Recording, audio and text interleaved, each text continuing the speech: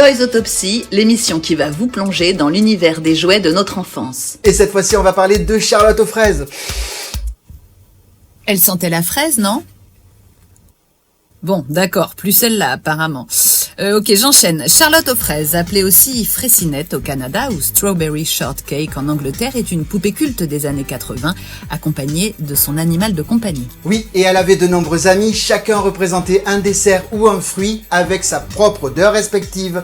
Mimi Citron sentait le citron, Croque-Pomme sentait la pomme, et Clafoutis Myrtille sentait... Oui, bon, on a compris. Bon, d'accord, ok, allez, la suite.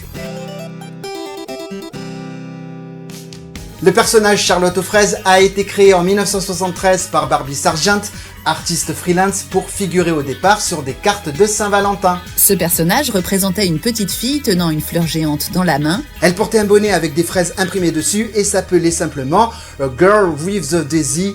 Girl with the Daisy. Enfin bref, fille avec une pâquerette quoi. En tout cas, tu n'es pas bilingue. Ah bah oui, j'ai fait allemand. Die Puppe ist so schön.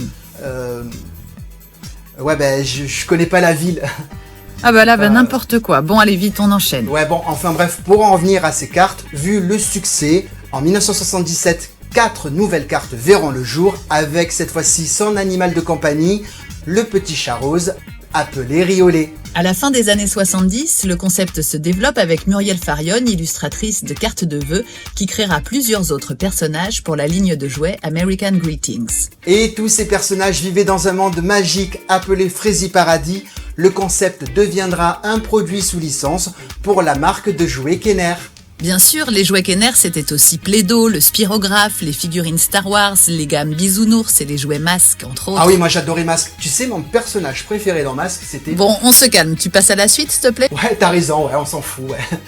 Bon. La première poupée Charlotte aux fraises était au départ une poupée de chiffon, mais véritable phénomène de société dans les années 80, elle deviendra la poupée parfumée que l'on connaît tous. Les poupées Charlotte aux fraises sont devenues plusieurs produits dérivés, tels que des autocollants, des albums, des vêtements, et même plusieurs dessins animés entre 1980 et 1985. Et oui, hélas, car en 85, étant passé de mode, Kenner arrêtera tout simplement la production des poupées.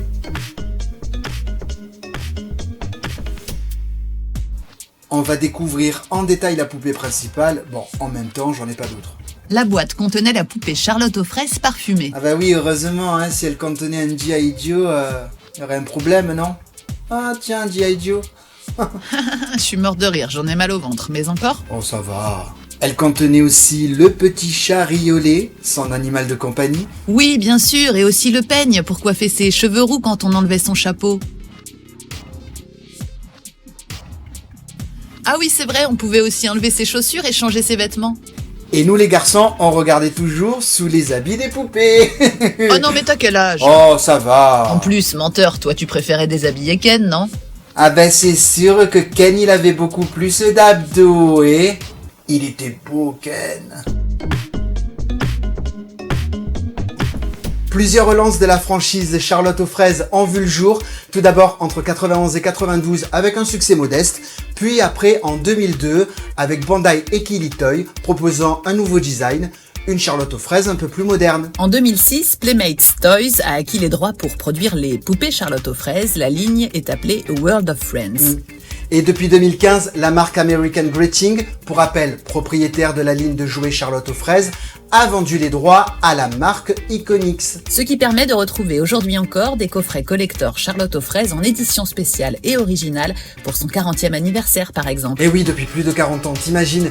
C'est pour cette raison que Charlotte aux fraises fait partie des jouets les plus cultes de notre enfance.